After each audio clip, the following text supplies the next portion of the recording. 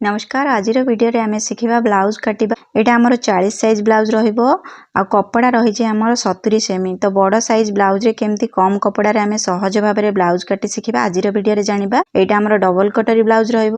देखंतु एठारे जो कपड़ा रही छी हमर मेन फैब्रिक रही छी। तो आपण माने प्रथमे अस्त्र कपड़ा रे काटंतु परे मेन फैब्रिक रे काटिबे। एटा देखंतु कपड़ा को एबे खोली नबा। कपड़ा रे दुई साइड रे बॉर्डर देई छी जोटा कि हाथ रे रहिबो आ हमर अंटा रे। एटा लंबा भाग एटा हमर कपड़ा रे चौड़ा भाग। कपड़ा को दुई परस्त करनबा। प्रथमे आमे पछपटटी को काढिबा। चौड़ा हिसाब रे देखंतु एठारे ऊपर छाती आ एक्स्ट्रा मार्जिन नै कि बिछै नेली। बे लंबा रो मार्किंग लगेबा। लंबा हमर एठी देखंतु तयारी हबो जेतेबेल को रहिबो 14 गोटे इंच सिलाई मार्जिन नै कि 15 इंच रे एठारे मार्क लगाउची। तागु को गोटे मार्क लगेबा हमर जो कांध लंबाटा सीधा हबा पई। एठू आमे कांध नबा। कांध हमर एठारे 6.5 तळकु नबा आउ टिके मार्किंग करबा जोटे काख लंब सीधा आसीबा पई। एठू आमे काखर लंब नबा 6.5 नबा आउ 2 से एक्स्ट्रा नै कि आगु को गार टाणीबा। एबे आमे देखंतु ऊपर छाती रो मार्क लगेबा। ऊपर छाती रो गोले हैला 40 को 4 भाग करले हमर गोटे भाग 10 आसीबो। एठारे 10 नेली। एठारे लूजिंग देबे नै। एटा ब्लाउज रो मेजरमेंट हेची। बॉडी नले एठारे 2 इंच लूजिंग नेबे। आगु को देखंतु एक्स्ट्रा मार्जिन 1.5 इंच रो आउ टिके एक्स्ट्रा नेली कोन पई साइड रे कपड़ा सूता बाहरची तो टिके अधिक बढ़े कि नेली। तो अंटा गोले 34 को 4 भाग कले 8.5 गोटे भाग नेली। तो टक्स गोटे इंच आगु को हमर जेमती एक्स्ट्रा मार्जिन बाहर करची से हिसाब रे नै गली। फिटिंग लाइन जॉइन करनबा। साइड रे हमर कटिंग लाइन रहला। काख गोले शेप दबा। देखंतु काख लंब को आमे आधा करि नबा। एठी गोटे पॉइंट हैला भितरु टिके आनिबा कांध पाखर। देखंतु ए भला शेप करी कोणरु एबे गोटे शेप नबा जोटा कि हमर बहुत कम आसीबो कारण कांध जोटा अधिक अछि एठारे कम आसीबो। ए तीनटा पॉइंट को एबे आमे जॉइन करनबा गोले शेप रे। ए भଳି भाबरे काखर गोले शेप दे नबा। देखंतु कांध रेडी रहइबो 2.5 रे 3.5 नै कि एठारे सिलाई मार्जिन मार्किंग कली। 3 इंच हमर बेक चौड़ा रहला। बेकर लंबा रहइबो पछ बेक लंबा 5 5.5 सिलाई मार्जिन नै कि एठारे मार्क कली। बेकर चौड़ा रहइबो एठारे हमर 3 आपण मानक हिसाब रे टिके बढ़ाई परिबे। एठारे एठारे देखंतु गोटे बॉक्स तयारी हे गेला। ए भଳି भाबरे एठारे एबे आमे गोले रो शेप दे नबा। एठारे आपनक चॉइस रे शेप दे परिबे। एबे हे गेला। एबे देखंतु टक्स लाइन बाहर करिबा। फिटिंग लाइन पाखु को ए भळा आधा करनबा। गोटे इंच आमे टक्स काढिथिले ता पूर्वरु एठारे लंबा नै जिबा 5 इंच। तो साइड रे देखंतु आधा आधा भाग करनबा जोटा कि आमे गोटे इंच नैथिले दुई साइड रे हाफ इंच करी कि एम्ति मार्किंग करनबा तेरछा रे जोटा कि हमरो बैक साइड दीटा टक्स लागिबो। एठारे मु एटा कटिंग करने भी एबे कंप्लीट हे सारची। खड़ी दाग जो दिया जायची बाहर बाहर आमे कटिंग करनबा। तो एटार हम नाम दे दउची बी पी जोटा कि हमरो बैक फैट रहिबो। आमे फ्रंट पार्ट को काढिबा केमती देखंतु सामना पट को काढिबा। आगु जो कपड़ा अछि हमरो तो एटा डायरेक्ट फॉर्म रे काटिबा। गोटिए थर करे हमर जो कटोरी शेप बाहर थाए एक्स्ट्रा आउ सेकंड टाइम बड़ करबा को पड़िबोनी। तो केमती आमे कोन करबा देखंतु किछि एक्स्ट्रा नबा पड़िबो जोटा कि सिलाई मार्जिन रहिबो लंबा रे रहिबो चौड़ा रहिबो। देखंतु एही सारे कपड़ा रखिछि तो आगु को टिके बढ़े नबा कपड़ा को एबे ए भलिया पछपटटी को आमे ए भलिया पकेबा। हुक साइड पटे जोटा देखंतु बेक साइड रहइबो सेई आडू को आमे बढ़ेबा। एबे कपड़ा केते बढ़ेबा तो एठारे मु 2 इंच बढ़ौची। तो आपण माने जदी या पर डिटेल्स जानिबा को चाहुचंती तो चैनल रे ऑलरेडी अपलोड हे सारची। आपण माने सेठी जाई कि भलो भाबरे बुझी परिबे। तो लंबा रे भी एठारे मु 5.5 पाखा पाखी बढ़े नेबी। तो मोर सेते दरकार नै मु सेति कि बढ़े कि नउची जोटा कि हमरो बेल्ट फोल्डिंग करबी सेई कपड़ा रे। तो ए हिसाब रे देखंतु बढ़े कि नेले एटा जो पछपट रहिला ताकू साइज भाबरे रखि नबा। आउ जहा अछि चारि साइड रु आमे सेई भलिया ड्रा कर द। एमति कले कोन हबो ना आउ थरे हमकु मार्किंग करिया पड़िबोनी सामना पट पई शीघ्र हबो हमरो समय मध्ये पंचिबो। देखंतु ए भली भाबरे जहा थिला मार्किंग लगै नेली तो काम शीघ्र होई परिबो।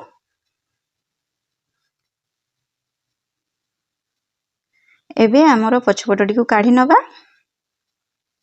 एबे जो गार रहिला देखि पारुथिबे तो सेई गार को आमे कांध पाखरे माप फिता को ए भली भाबरे रखि नबा। देखंतु प्रथम मार्किंग हमर गोटे आसीबो लंबा भाबरे 4.5 रे रहिबो कटोरी कट। गोटे इंच सिलाई मार्जिन ने कि 5.5 रे मार्किंग कली। बेक लंबा रहिबो हमर 6 रेडी। सिलाई मार्जिन गोटे इंच ने कि 7 रे मार्किंग करूछि। तो एठारे देखंतु सिलाई मार्जिन आपण मानकर समान रहिबो। आपण मानकर साइज हिसाब रे माप गुड़िक चेंज हो पारे। देखंतु बस्ट पॉइंट 10 इंच आमर रेडी तैयारी हला परे तो सिलाई मार्जिन एठारे 2 इंच नउची। एठारे जहा सिलाई मार्जिन निया होची आपण माने सेतिकी नै परिबे किंतु माप चेंज हबो आपण मानकर साइज हिसाब रे। तापरे तळ कटोरी लंब देखंतु एठू गणी नउची 3 इंच आमर 1 2 3 इंच रेडी रहिबो आ 1 इंच सिलाई मार्जिन तो 16 रे मार्किंग करनेली देखि पारुथिबे। तो आ एक्स्ट्रा जहा रहिला हमर एटा बेल्ट रो मार्किंग रहिबो आ बेल्ट एठारे छोटो पड़िबो नाही। तो लंबा भाव रे देखि पाले केमती आमे सब मार्किंग करि नेले। एबे मेजरमेंट टेप को उठे नबा तो तापरे कोन करबा ना चौड़ा हिसाब रे तागु को बढ़े नबा भितर को आमे चौड़ा रे मार्किंग गुडा को लगेबा। देखुछन ना बहुत सहज रे आमे सिखि पारछे ब्लाउज काटिबा। एठी हमरो बेकर चौड़ा लगेबा तो बेकर चौड़ा एठारे 3.5 हमरो रेडी रहिबो। देखि पाछन भितर को नेली 3.5 भितर को नेछि बाहर को जो एक्स्ट्रा नै थिले 2 इंच सेठी मु हाफ इंच मार्किंग करूची सिलाई मार्जिन पई।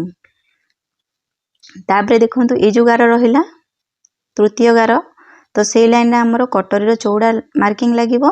तो एठारे 8 हमरो रेडी रहिबो तो 8.5 नै की सिलाई मार्जिन हाफ इंच नै की मार्किंग कली। सेम तळु को मध्य सेतिक रहिबो जेहेतु सेकंड कटोरी हमरो बाहरिबो। तो से गार गुडी को सीधा करनवा। देखि पाछन ना एठी बहुत सहज रे मात्र 4टी गार नै की हमें ब्लाउज काटी पारुचे। तो एठी भी हमें देखंतु ए लाइन को सीधा करनवा जोटा कि हमरो नेक रो शेप दबा। तो एठारे देखंतु मु एठारे राउंड शेप दउनोछि आपण मानक चॉइस रे एठारे नेक रो शेप चेंज करि परिबे। तो ए टक्स लाइन काढनवा ऊपर को 1 इंच काढनेली ए साइड रो 1 इंच काढनेली एठ 1 इंच तळु को हाफ इंच। तबे टक्स लाइन जॉइन करबा ताको भी जानिबा। तो हमर जो चौड़ा रहिला ताको हाफ करबा तो मझरे जो पॉइंट आसला से पॉइंट को हमें जॉइन करबा एमती राउंड शेप रे।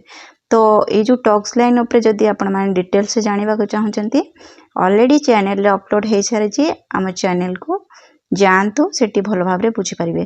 तो एट देखंतु साइड रे जो रहिला हमरो हुक साइड ताको जॉइन कली। ताबरे जो कटर कट लाइन रहिला तो सेठी हमें एई भले भाव रे जॉइन करबा जोटा कि हमर राउंड शेप रहिबो।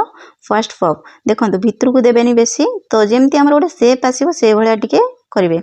देखंतु तळु को एई भलिया भाव रे हमें शेप करि नबा।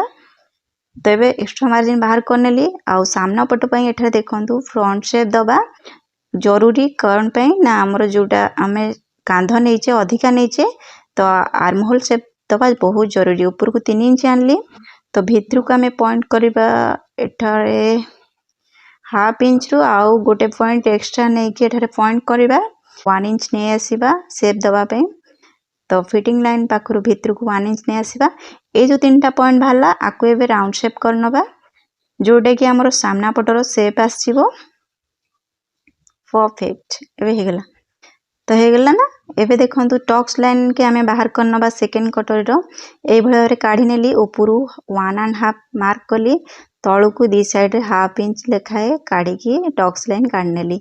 एस पट्टी रो लंबा जानिबा केमती सेकंड कटोरी रो आधा करनबा देखि पारछबे। तो सेठू हमें सीधा गार टाणी नबा बाहर को एई भले भाव रे। तो एठारे सिलाई कला परे बळिबो आपण माने काटी नेबे किछि कपड़ा।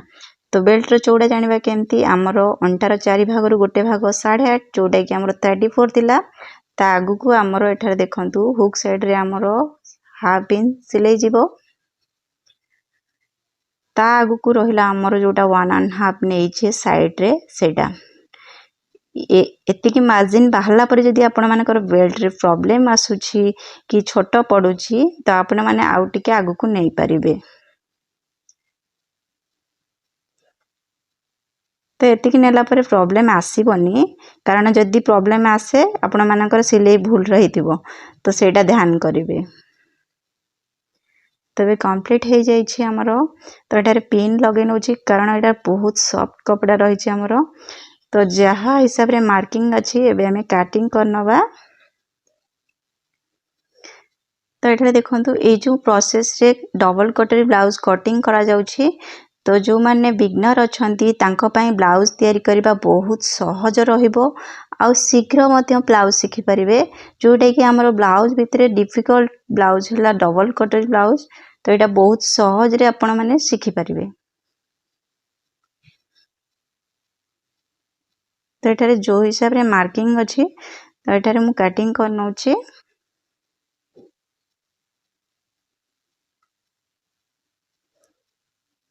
तो एठारे आमर देखि पारथि सब गुडा पार्ट भल भाव रे आमर कटिंग कंप्लीट हे आसी। एठारे कंप्लीट हे जाइछि ब्लाउज कटिंग। धन्यवाद।